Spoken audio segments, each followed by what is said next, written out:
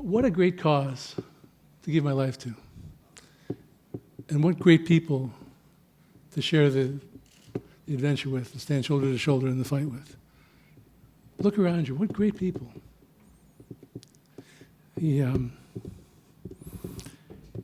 My late father would say, you can't take it with you. And that part of it, he didn't make that up. But the next part he did. He said, you can't take it with you. But if you invest it correctly, you get to send the profits on ahead. And I've had the great privilege of investing my life in religious freedom for the last 17 years at the Becket Fund and for a few years before that at other incarnations. And I want to stress at the beginning that in doing that, I was sharing it with lots of you guys here and lots of alumni of the Becket Fund, some of whom were here and some of whom were not, and lots of allies of the Becket Fund and religious freedom in general. And that has been the great privilege of my life, to fight for religious freedom with you guys. And I just can't thank you enough. And some of you, I'm proud of you. I get to say that for some of you, but I get to say that thank you to all of you.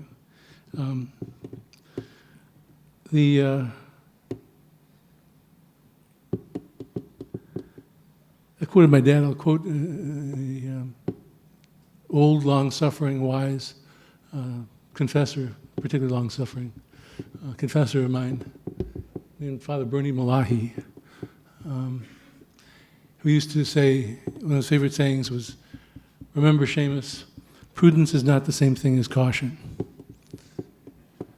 Prudence is not being habitually cautious and timid. Prudence isn't having the good sense to know when to take a risk. So there really was no risk when I started the Becket Fund. It wasn't a reckless thing to do, to leave a law firm and set up, open our doors on 18 years ago this Sunday. And truth be told, we only had the one door. And you couldn't open it all the way without banging into my desk. But it still wasn't a reckless thing to do. And even my wife didn't think it was a reckless thing to do, God bless her. It was the only prudent thing to do, because religious liberty was facing a grave threat even then, and I had something I could do about it, I thought, and I knew some people who could help. And it worked out. It was a great investment. It wasn't a reckless thing to do at all. It was a great investment. And then when the Becket Fund progressed, lots of people urged caution. Every step of the way, there were plenty of people available to say, better put up with a little bit of government intrusion into our rights than get them mad. If we get them angry, they may really intrude into our rights. So let's just put up with a little bit of government overreaching. And at every stage of the game, we said no, that we're not going to do that. When Father Vincent Rigdon, you're here someplace, Padre, where are you?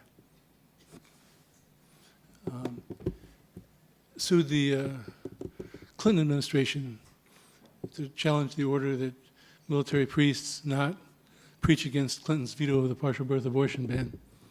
There were voices that said, oh, don't touch the chaplaincy. The whole chaplaincy could fall apart. And this is a reckless thing to do. It wasn't reckless at all. It was prudent. We knew the risk, and we took it, and we won. When the Pledge of Allegiance was at risk, there were voices that said, don't get in the Pledge of Allegiance cases. You get the whole thing struck down. We got in, and we not only got in, we upped the ante and said that what was at stake in the case was nothing less than the bedrock of America's political philosophy, where rights come from.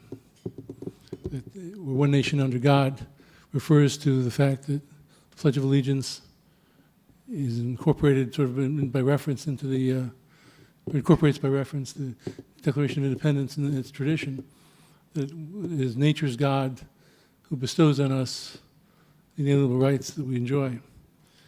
And lo and behold, we got the Ninth Circuit of all places to say the same thing. And it wasn't reckless at all, it was a good risk. When the Hosanna Tabor case, you'll know it as the case that the Supreme Court ruled in our favor unanimously this summer, or not this summer, this past spring.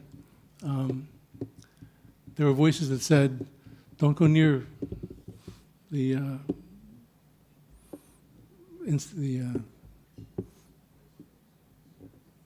ministerial exception. Thank you. Don't go near the ministerial exception, you'll blow the whole thing up. Too risky, it's a reckless thing to do.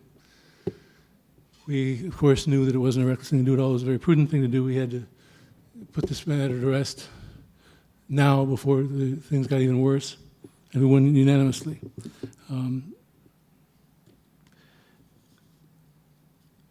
I'm proud of the fact that that happened without me, and that the Becket Fund lawyers, who are now now carrying the torch, knew enough and had the guts enough to pick that fight and win it. And it's a lot like watching my kids play soccer. So somebody else will come up and congratulate me on one of my kids' saves or one of the kids' goals. I always think to myself, what did I have to do with this goal? Why are you congratulating me? I mean, the most significant thing I had to do with this goal was 14 years and 9 months earlier. But there's a certain sense in which his goal is something I can be proud of, and the same thing is true here.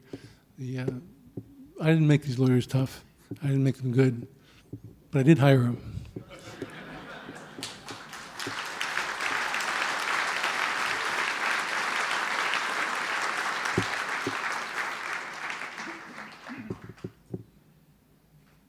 So there's some of the people that I'm grateful for and proud of. The rest of the people are allies and friends and donors and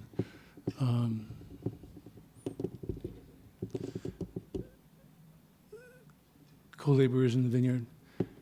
The one thing I want to focus on tonight, just for a minute, I realize I'm the only thing that stands between you and the after party, is our alliances.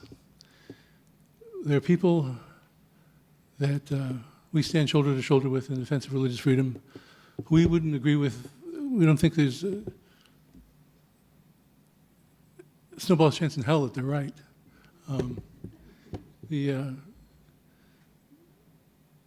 case of the sacred parking barrier that Heather referred to is a case that we didn't actually get involved in, but it's the funniest example I know. It's in 1985 in the anybody been to Golden Gate Park, the Japanese tea garden? Okay, those of you who can picture it, and those of you who can't, just use your imagination. The Japanese tea garden is a place where everything was just right. Every blade of grass had to be mowed just so, every leaf had to be trimmed just perfectly to create the overall impression of an ambiance of peace and serenity. But there was one thing wrong at that point in 1985. Somebody had abandoned a parking barrier at the back of the garden, and it was messing up the feng shui. So the patrons of the park called the bureaucrats and said, there's a parking barrier in the tea garden, would you kindly remove it? Bureaucrats being bureaucrats, the parking barrier stayed until one day a new age group came along and saw the parking barrier with a different eye. And they said, that's not just a parking barrier, that's a Shiva lingam. It's a manifestation of the Hindu god Shiva. And they began to worship the parking barrier. Whereupon, the same bureaucrats who wouldn't do anything because it was an eyesore roused themselves, sprung into action, and issued a press release saying they had a constitutional duty to avoid violating the separation of church and state. There could be no worship on, not to mention of, public property. The parking barrier had to go. Well, the New Agers got a lawyer, sued for the return of their deity, and the party settled. The park rangers said, we have thousands of these things. It's not worth fighting over. You can have it, provided you worship it in private someplace else. And it's not, as a precedent, it's worthless. I mean, the parking barrier always did belong to the government. But as a parable, it's priceless.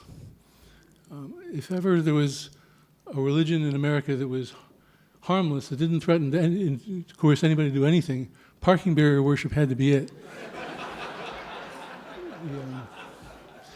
I mean, nobody was going to say, raise the taxes to pay for incense before the parking barrier. No one was going to worry that they had to pay homage to the parking barrier to get their zoning application approved. It just wasn't going to happen. Nonetheless, it had to be banished to private life just like everything else, because people assume that it's just that simple. There's something about religion that doesn't belong. Now, we might have represented the parking barrier worshippers if we could have kept a straight face. But we're happy to represent all sorts of different traditions. And we like to say from Anglicans to Zoroastrians. And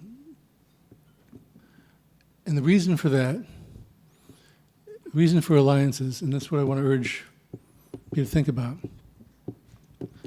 is that there are three reasons for defending people you disagree with: the good reason, the better reason, and the best reason. The good reason is it's smart. You can set good precedents with politically correct plaintiffs more easily than you can with politically incorrect plaintiffs. The Westchester County case a few years ago that we settled, I think, we represented 11 Buddhists who were meditating together without special zoning in Westchester. And the government wouldn't have that and wanted to shut them down or require them to apply for special zoning. There was a great opportunity there that wouldn't have been there had it been a Bible study case or a Rosary Circle case or something like that. Something politically incorrect in Westchester would have been a much harder sell. But 11 Buddhists meditating together silently was perfect, particularly because the justification the government was alleging for its intrusion was that all this silent meditation might produce too much noise. And some briefs just write themselves. And you have to take those opportunities when you find them. So the good reason is it's smart. The better reason is if everybody in America doesn't have religious liberty, nobody in America has religious liberty. There's just no point in hanging around and hoping the bear eats you last. And we need to team up with people with whom we disagree. And if we ever got all of the Becket Fund clients in one room together at the same time, they'd have a food fight. But nonetheless,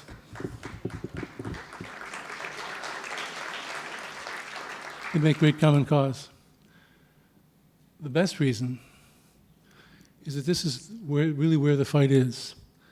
And it's what makes the present moment so critical. However dire you may think the circumstances are, however bad they may seem, however desperate things may appear, they're almost certainly much worse than you think. The present moment has a phenomenon that we've not really seen before in human history. And that's not hyperbole. Our history is filled with Catholics fighting Protestants, Orthodox fighting Catholics, Muslims fighting Christians, Hindus fighting Muslims, and so forth. Even dogmatic Marxists fighting capitalists, placing a transcendent role in history as their God, so to speak. What those have in common is they're principled people fighting principled people about what the principles are. This is different. This is people who believe in precisely nothing. I'm not saying people who don't believe in anything, but people who believe in nothing, nihilists. assaulting the rights of people who believe in anything. This is an attack by people who believe in nothing against the very idea of believing in anything. And this is a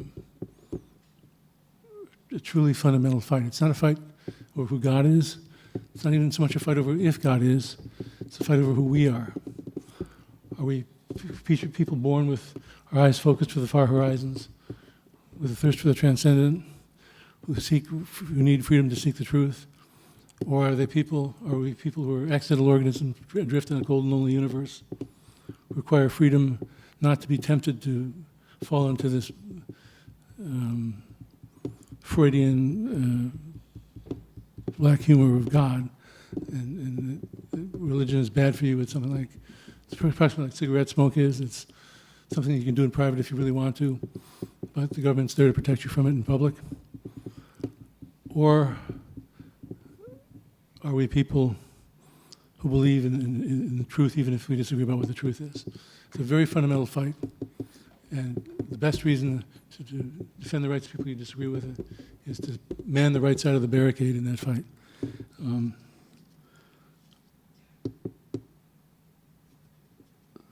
Let me close on that note and say how proud I am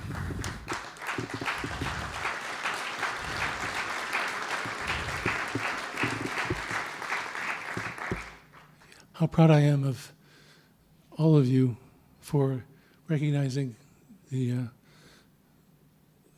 importance of the fight along the way, our new friends as well as our old friends, and standing shoulder to shoulder with us to defend the truth. And how proud I am of the guys at the Becket Fund, the current ones as well as the older ones, the alumni, and how grateful I am to all of you, to all of them. I'll exercise my own religious liberty for a moment like Bill did and say I'm grateful to the Lord and the Blessed Mother too. But thank you from the bottom of my heart for the medal, but more than that, for recognizing the importance of the issue, the importance of the fight, and realizing you can't take it with you. And the prudent thing to do is to not back down, but to step up. And my hat's off to you. Good night.